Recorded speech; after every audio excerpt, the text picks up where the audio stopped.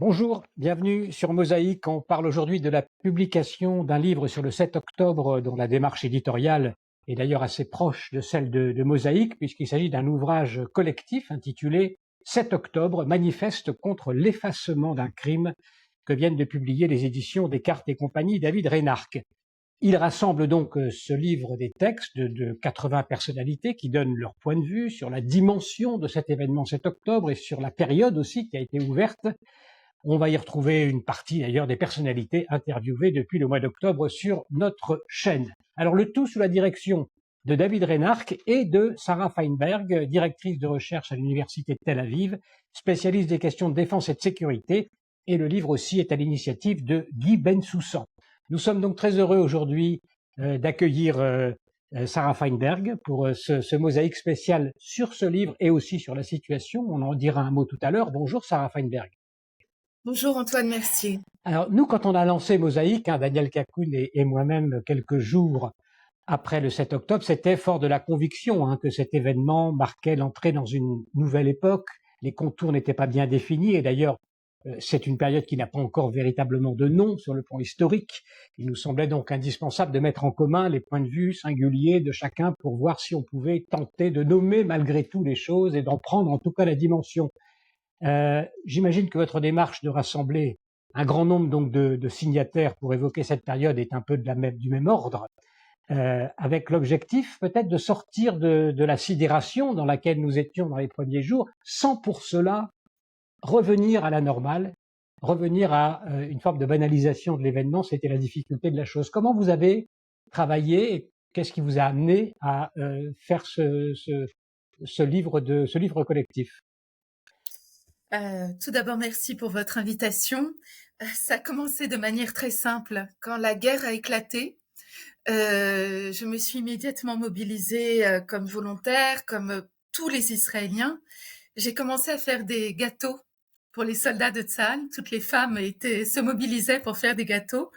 Et mon mari m'a dit, écoute, Sarah, peut-être qu'il y a des choses plus importantes à faire.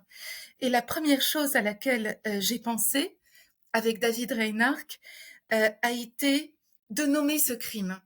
Parce que nous étions dans un moment de latence, dans les premiers jours qui ont suivi le 7 octobre, un moment, une période au cours de laquelle nous n'avions pas encore compris ce qui est arrivé sur la terre d'Israël. Nous n'avions aucune idée qu'autant de viols avaient été commis, que des bébés avaient été décapités, que des enfants avaient été brûlés vifs et qu'avait eu lieu le plus grand massacre du peuple juif depuis 1945.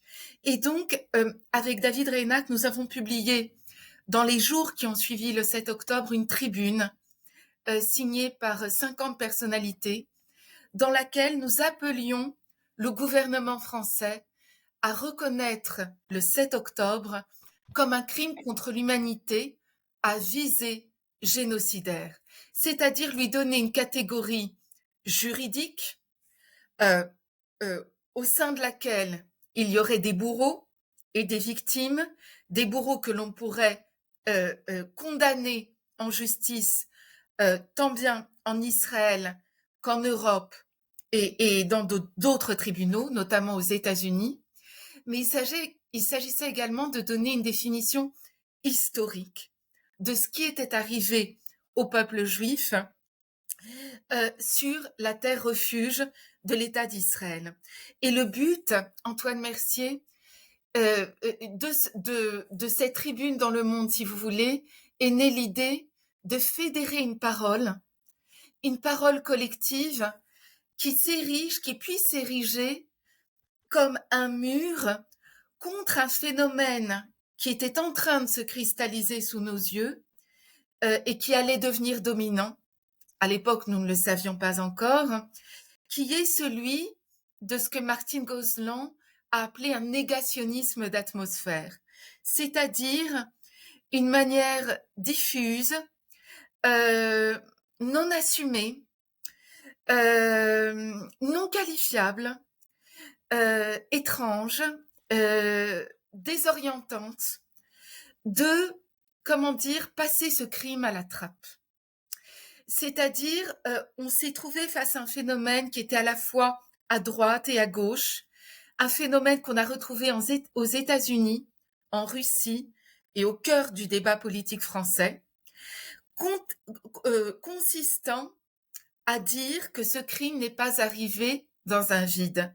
C'est une parole que l'on peut attribuer au secrétaire général de l'ONU le 25 octobre 2023. C'est une qualification qu'on peut attribuer au ministre des Affaires étrangères russe, Sergei Lavrov, dans un entretien accordé à la télévision américaine en décembre 2023. Début décembre, nous retrouvons cette qualification, tout dépend du contexte, chez les leaders des centres du savoir aux États-Unis, à savoir les directrices des universités MIT, Harvard et Pennsylvanie. Et ce discours, selon lequel tout dépend du contexte, de contextualisation du crime, va devenir le discours dominant en France sur l'ensemble de l'échiquier politique dans les semaines et les mois qui vont suivre le 7 octobre. Contextualisation, ça veut dire aussi de dire c'est dans la logique d'une situation d'oppression des Palestiniens qui sont amenés à résister et à se défendre contre cette oppression coloniale d'Israël. C'est ça qui a été remis derrière ce crime. Tout à fait, Antoine Mercier. On s'est trouvé face à une situation de dissonance cognitive. D'un côté, il y a eu un événement rupture dans l'histoire du peuple juif qui a été un pogrom crématoire, un pogrom génocidaire, un pogrom disant finalement, dont le credo était celui, non pas nous voulons une libération politique, non pas nous voulons des négociations et avons besoin d'exercer une pression sur vous. Qu'est-ce qui est dit derrière cela? Il est dit que le peuple juif n'a pas le droit d'exister sur sa terre. Et nous avons fait face à ce pogrom, à la réalité d'une odeur de massacre qui ne laissera pas les visiteurs de cet endroit pendant des semaines et des semaines, à la réalité de femmes violentées, à la réalité de chair brûlée vive. Et face à cela, on a imposé une grille interprétative postcoloniale et wokiste, selon laquelle les femmes violées finalement participaient, avant leur viol, d'une oppression. Et que finalement les victimes, aussi surprenant et tragique que cela soit, et évidemment on a ajouté les mots d'usage, mais finalement les victimes participaient d'un narratif, d'un méta-narratif, qui était celui d'un assentiment avec une oppression politique. Et il ne s'agit pas de mon interprétation, il s'agit de citations de chercheurs du CNRS, de journalistes, réduisant les victimes et la riposte légitime d'Israël à, si vous voulez, une qualification d'oppression politique. Alors sur deux plans, le plan de la colonie d'un Israël oppresseur depuis la création de l'État d'Israël, ce qui est une fiction, puisque Gaza est pleinement indépendante depuis 2005. Et le deuxième plan, c'est la pensée wokiste, qui est une pensée qui est binaire, schématique, et pour laquelle, et c'est très important de le souligner, Antoine Mercier, la vérité ne compte pas, puisque c'est une pensée qui s'agence autour de narratifs dont l'adéquation au réel est secondaire. Pourquoi quel est l'enjeu de cette volonté d'effacement? Pourquoi est-ce qu'il était si important de contextualiser le crime et de lui enlever ce caractère, on peut dire, transcendant que vous mettez en avant? C'est une très bonne question. On pourrait formuler plusieurs hypothèses. La première hypothèse, Et je dirais que c'est un phénomène qu'on a vu également en Union soviétique, c'est l'incapacité de l'Occident et d'une certaine élite occidentale, fût-elle intellectuelle ou décisionnaire, de se départir de cadres interprétatifs existants. C'est-à-dire ce que Bourdieu appelait l'habitus, si vous voulez. Il y a une forme de carcan qui s'est installé très profondément, surtout sur la question d'Israël, et on le voit bien, je veux dire, je ne connais aucun pays au monde qui soit condamné en même temps et avec la même véhémence par Lavrov, des gauchistes en France ou alors des wokistes aux États-Unis, si vous voulez. Là, de ce point de vue, Israël fait parfaitement consensus. Donc, il y a un habitus, et cet habitus est cristallisé, si on devait faire une généalogie de cette interprétation, c'est cristallisé en Occident à partir des années 60-70. On a une pensée qui va naître en Union soviétique et être diffusée par les agents d'influence soviétique au Moyen-Orient, qui est ce que j'appelle la nazification d'Israël. C'est-à-dire que dès la guerre des 6 jours et au début des années 70, la propagande du KGB, et cela a été documenté notamment par Vladimir Boukhovski, les dissidents, dans un ouvrage remarquable intitulé Les archives du KGB, on a toutes sortes de protocoles du KGB qui appellent à lancer une campagne de propagande contre Israël, dans laquelle Israël sera comparé à des nazis, à une force nazie contre les Palestiniens, et en même temps se cristallise une alliance stratégique entre l'Union soviétique et l'OLP.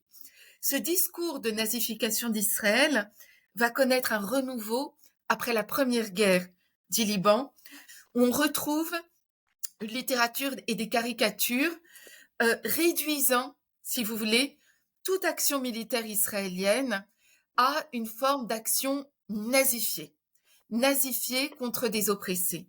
Ce discours va prendre une ampleur phénoménale lors de la seconde intifada. Au moment où les bus explosaient tous les jours, où plus de 1000 victimes ont été massacrées dans des attentats effroyables, il était hors de question, mais hors de question dans l'espace intellectuel français. Je suis ancienne élève de l'École normale supérieure, je suis docteur de Sciences Po Paris, je connais cette période par cœur, je l'ai vécue. Il était hors de question en 2002 de parler des attentats en Israël et de cette seconde intifada. Il s'agissait toujours de la lire à travers le prisme de la solution à deux États, d'un oppresseur et d'un oppressé. Je vais vous donner un exemple. Le 31 juillet 2002, un élève de Sciences Po, étudiant de Sciences Po, David Gritz, âgé de 24 ans, a été assassiné dans un attentat terroriste orchestré par le Hamas à l'université hébraïque de Jérusalem. Quand je me suis adressée à Sciences Po le même été pour qu'une cérémonie soit tenue en sa mémoire, pour qu'une cafétéria soit renommée en son nom, puisqu'il a été assassiné dans la cafétéria Frank Sinatra, il était enfant unique, on m'a dit que le sujet était trop sensible. Donc à ce moment-là, l'effacement dont je parle, Antoine Mercier, a commencé dès l'été 2002. Il a commencé à Sciences Po. On a là une généalogie très claire, très très claire, qui n'a fait que se renforcer depuis lors. Donc il y a l'habitus, il y a la généalogie intellectuelle, très profondément ancrée dans les cadres de pensée occidentaux, mais il y a aussi autre chose. Et c'est quelque chose qui est difficile à formuler et qui est difficile à entendre et qui a été souvent avancé par d'autres penseurs tels Bernard-Henri Lévy ou Alain Finkielkraut, cette nazification d'Israël, cette incapacité de penser l'événement du 7 octobre dans la lignée des crimes contre l'humanité du XXIe siècle, qu'il s'agisse de Darfour, de Srebrenica, de Boutcha. J'ai documenté abondamment ces crimes-là en Ukraine en me rendant sur place. Cette incapacité-là, cet exceptionnalisme perfide du 7 octobre a à voir avec un complexe de l'Occident. Il y a une forme, si vous voulez, de blanchiment de l'Occident en refusant de voir cet événement pour ce qu'il est, à savoir un crime contre l'humanité à visée génocidaire, et en alimentant un discours euh, qui non seulement contextualise le crime, puisque contextualiser, c'est effacer non seulement les victimes et les bourreaux, mais le justifie. En fait, nous sommes dans une logique de justification du crime, parce que quand nous disons que ce crime n'est pas arrivé dans un vide, nous ne le disons pas pour le Darfour, nous ne le disons pas pour Boutcha, nous ne le disons pas pour Srebrenica, c'est-à-dire que finalement, Israël était antérieurement coupable à ce crime. Et donc, ce crime est édulcoré, il n'existe pas tel qu'en lui-même. Ça, c'est l'effacement du crime. Et puis, il y a aussi, de surcroît, j'allais dire, l'antisémitisme qui s'accroît, qui explose après le 7 octobre, Oui. avant même la riposte israélienne. C'est un deuxième phénomène qui aussi est nécessaire peut-être pour la mise en récit de ce que vous nous dites, du récit occidental ou de la gauche occidentale notamment. Je dirais que l'antisémitisme, c'est un terme trop simpliste. C'est ce n'est pas de l'antisémitisme classique. On pourrait formuler l'hypothèse, ce serait une certaine paresse intellectuelle de dire, bon voilà, maintenant tout le monde est contre nous. Et en fait, le 7 octobre a ouvert les valves ou a fait tomber les digues d'un antisémitisme préexistant. Ce qui arrive est peut-être encore plus violent que la simple réactivation d'un antisémitisme ancien ou ailleurs. Ce qui arrive est en réalité la déclaration assumée que le peuple juif n'a pas le droit à sa terre. Et si vous voulez, c'est de cela dont il s'agit. Ce n'est pas uniquement l'explosion des actes antisémites, c'est un épiphénomène. Ce qui arrive très profondément dans le discours en Occident et dans le Sud global, d'ailleurs dans le Sud global encore plus, c'est la légitimation que le siècle israélien finalement touche à sa fin. Et que certes, les moyens violents ne sont pas souhaitables. Il y a toujours deux phrases, si vous voulez, qu'on entend. Et ce sont les deux pattes blanches. La première, il faut toujours dire que Benjamin Netanyahou, on ne l'aime pas, et c'est un type pas fréquentable. Qu'il soit fréquentable ou pas n'est pas un enjeu, si vous voulez. Mais il faut toujours dire cette phrase pour avoir droit de citer sur les plateaux occidentaux. Et la deuxième phrase que l'on dit, c'est que ce 7 octobre, oui, c'était un attentat très surprenant. Alors on dit, voilà, un acte terroriste surprenant.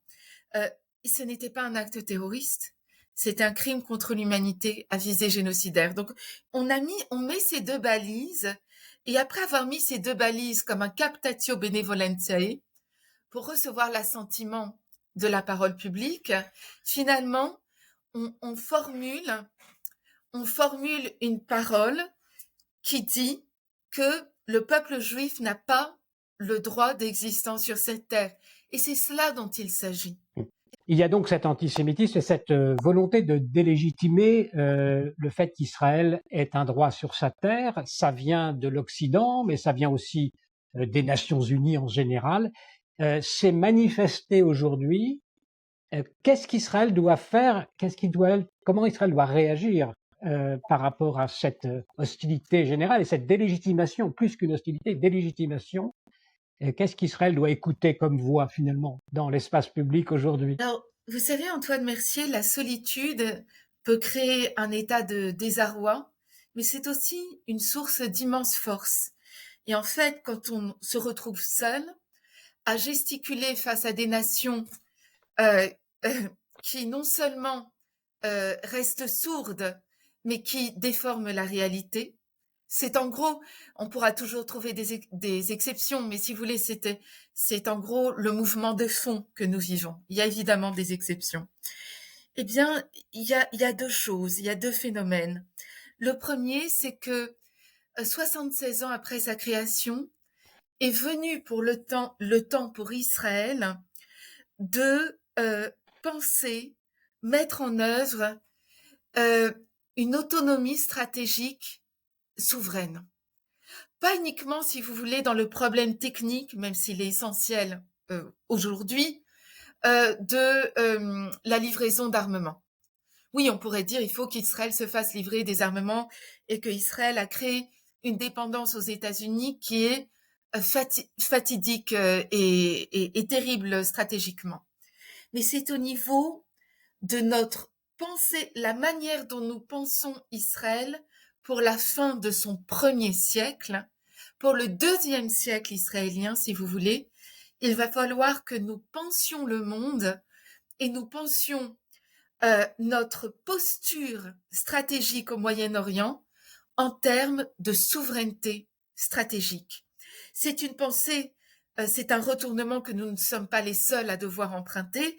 Si vous demandez aux Ukrainiens, aux Lettons, aux Polonais, ils vous parleront dans les mêmes termes face à des guerres qui bouleversent, si vous voulez, l'échiquier politique mondial, face à un allié américain qui peut se révéler euh, instable et nous ne sommes pas à l'abri de trahison, il y a cette nécessité, cet impératif du grand tournant vers la souveraineté stratégique, encore une fois, pas uniquement au niveau opérationnel, mais au niveau de la pensée stratégique de notre pays et de nos réflexes Hmm. stratégiques. Excusez-moi, je Le fais juste deuxième, attendez, je fais une parenthèse avant le deuxième point important. Parce que je oui, voudrais revenir sur la faillite sécuritaire aussi du 7 octobre, qui était due, donc, comme on dit, à cette fameuse conceptia, qui était de cet ordre-là, c'est-à-dire une espèce de vision un petit peu américanisée, peut-être, de la manière dont on était en sécurité.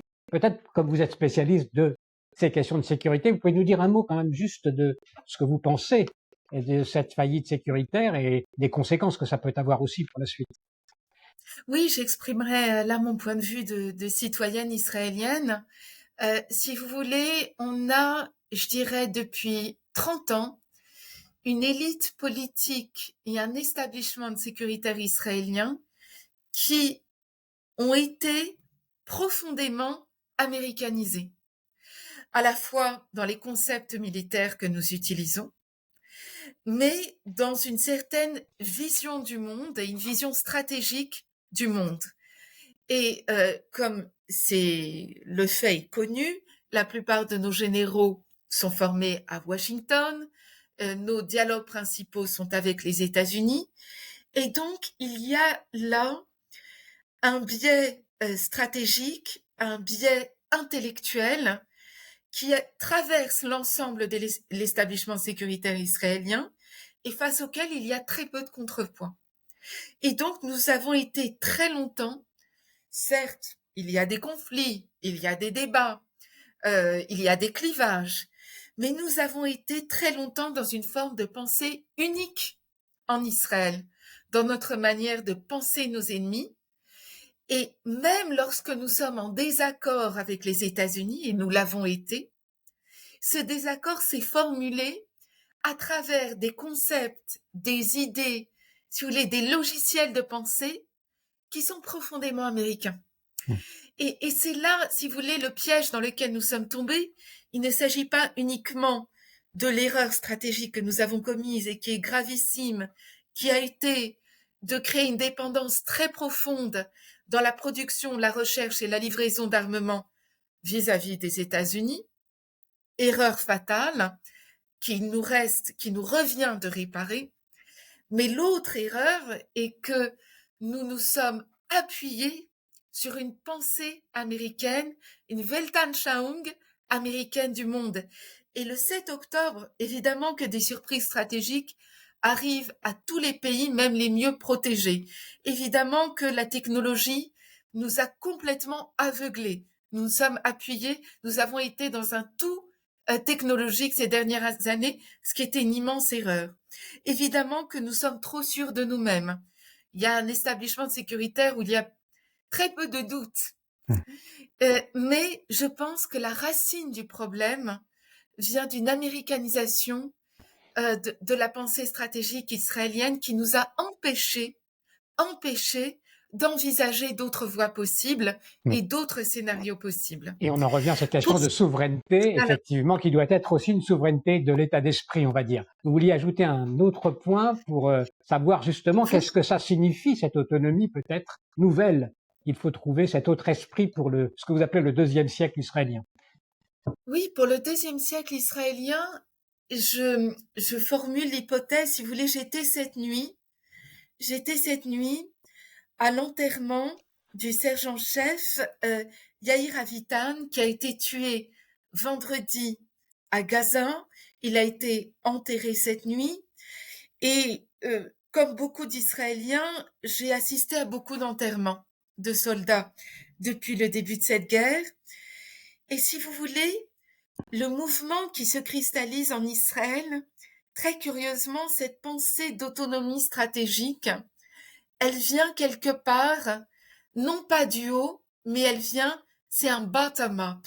C'est un mouvement qui vient du peuple israélien et il vient, si vous voulez, imaginez-vous une pierre qu'on lance dans un étang et autour de cette pierre, il y a des cercles, un premier cercle qui se forme, un second cercle, un troisième cercle, et nous sommes, si vous voulez, dans un mouvement de création de cercles autour des familles endeuillées de ce 7 octobre qui dure depuis près de 9 mois, puisque ces soldats sont des victimes aussi du 7 octobre. Et ces familles endeuillées, qu'il s'agisse des familles endeuillées de Nova, des kibbutzim ou des parents de soldats, euh, sont les seules familles que l'on puisse écouter en Israël. Nous les écoutons, je dirais, pardonnez-moi l'expression, religieusement, comme si il s'agissait de nouveaux leaders de dimension biblique, ces mères de soldats, qu'il s'agisse de Lali Derai, de Anat Avitan qui a enterré son fils cette nuit, et nous les écoutons comme si nous écoutions les matriarches, puisque nous sommes en Israël dans un événement à dimension biblique.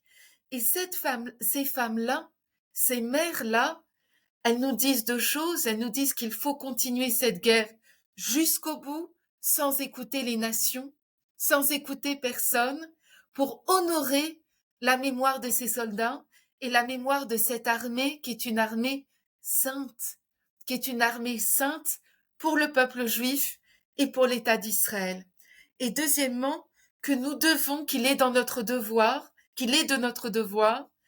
de recréer une unité dans le peuple et d'être unis pour créer, si vous voulez, ce nouveau chemin vers la fin du premier siècle israélien et je l'espère le début de ce second siècle.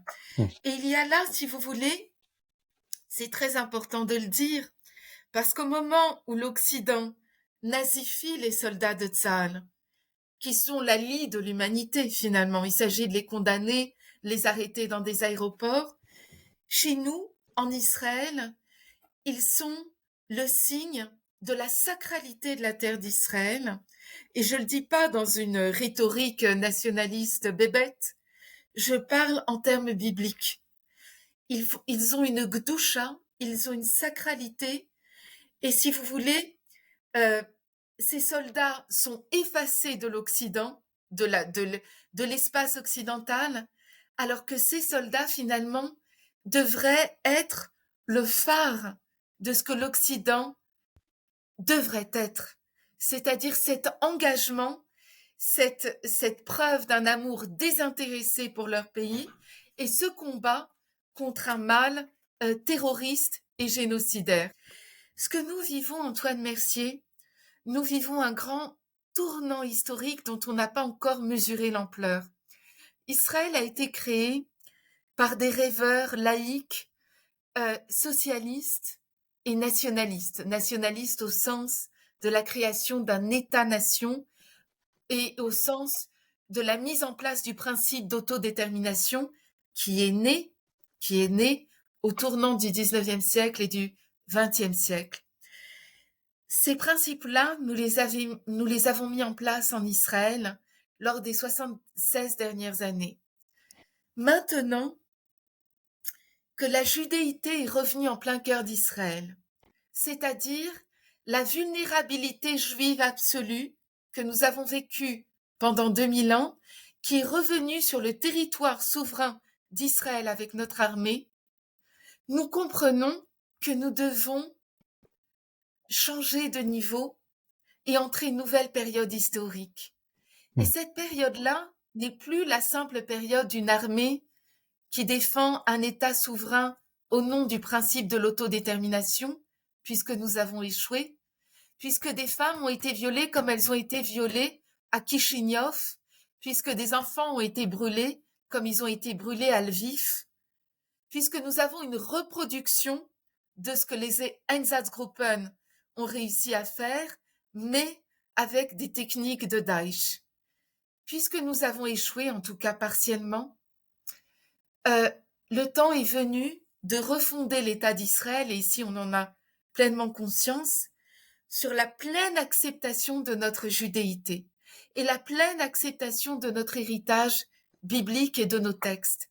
Si vous voulez, on est dans le temps d'une synthèse historique qui est la création de l'État-nation à partir et grâce aux pionniers rêveurs sionistes, socialistes et nationalistes, et, et intégrer à cela, conjuguer à cela, la pleine intégration, si vous voulez, de notre héritage biblique dans notre, si vous voulez, dans notre espace mental, dans notre réflexion stratégique et dans notre vision de ce qu'Israël doit être dans son second siècle. Si vous voulez, c'est la vision du Rav Kook.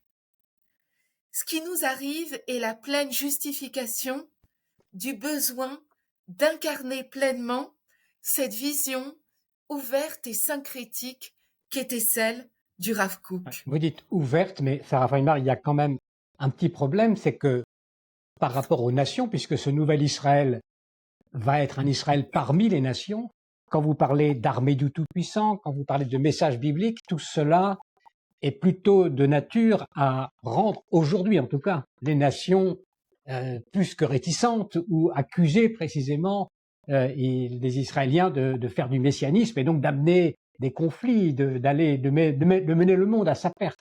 Comment on peut imaginer qu'Israël retrouve ce discours sans être totalement rejeté par les nations? Alors je suis persuadée que c'est précisément l'inverse qui va se produire. Plus nous serons fidèles à l'intention première d'Israël, et je dis une intention biblique, je ne parle pas en termes de frontières bibliques, je vois déjà les commentaires qui vont être écrits sous votre vidéo, je ne parle pas du tout en termes de frontières politiques, je parle en termes de message pour le monde. Plus nous serons fidèles à ce que Israël doit être pour les nations, c'est-à-dire une lumière et un exemple pour les nations, plus nous nous assoirons dans la communauté des nations. Justement, nous devons sortir pour paraphraser Jean-Paul Sartre, des réflexions sur la question sioniste. Aujourd'hui, nous sommes dans les réflexions sur la question sioniste. Quoi que nous fassions, nous serons accusés.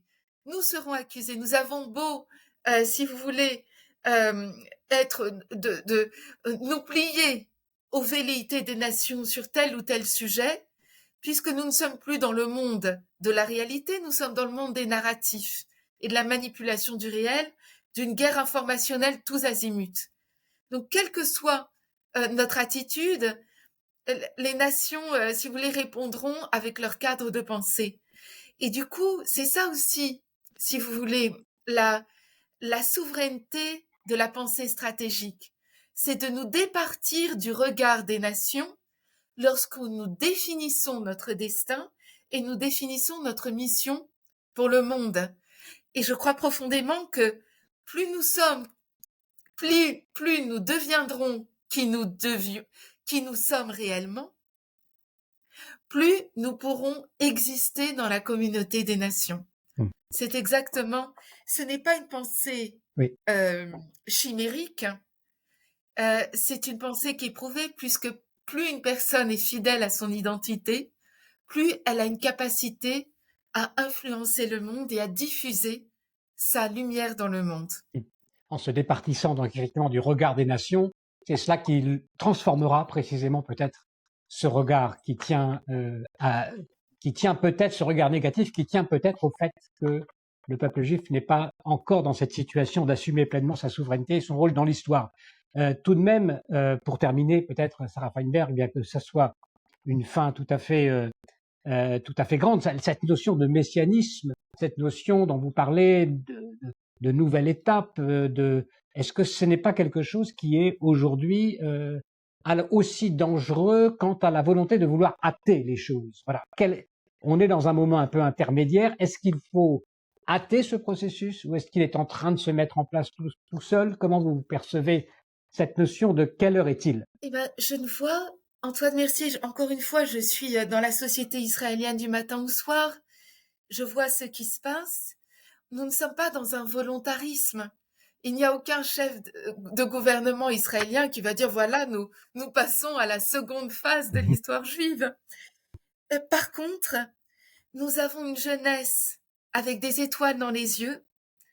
Nous avons une jeunesse qui s'implique corps et âme pour défendre cet État.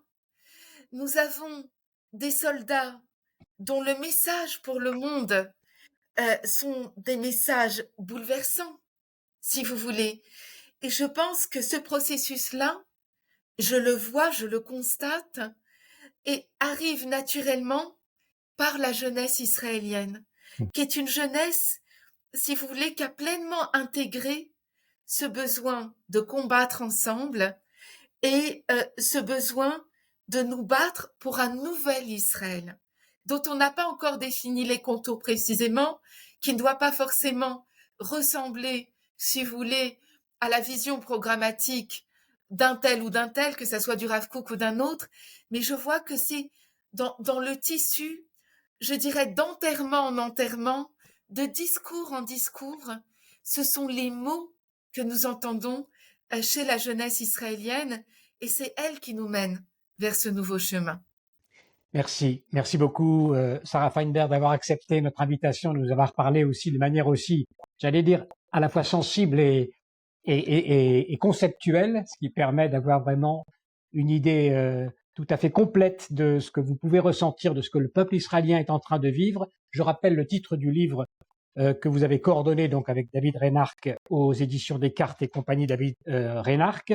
7 octobre, manifeste contre l'effacement d'un crime, sous-titré Un livre, un nom. Et ce livre, vous pouvez le commander d'ailleurs dès aujourd'hui sur la description de cette vidéo où vous trouverez le lien. Merci à tous pour votre attention. Je voudrais ajouter que la singularité de cet ouvrage est qu'il est tout autant un manifeste politique contre l'effacement du 7 octobre comme crime contre l'humanité à visée génocidaire, qu'un deuil ou un livre deuil pour chacune des victimes du 7 octobre. David Reinark, l'éditeur, et moi-même avons décidé de faire figurer sur la couverture de chacun des livres le nom de l'une des 1160 victimes du 7 octobre, avec un rabat racontant son histoire et les circonstances dans lesquelles cette personne a été assassinée. Donc chaque livre que vous vous procurerez sera un livre individualisé portant le nom de l'une des 1160 victimes du 7 octobre, et c'est une première dans l'histoire de l'édition. Merci beaucoup d'avoir écouté cette vidéo, et pour suivre nos prochaines interviews, eh bien, vous pouvez vous abonner à Mosaïque. C'est très simple, il suffit de cliquer sur le bouton ci-dessous.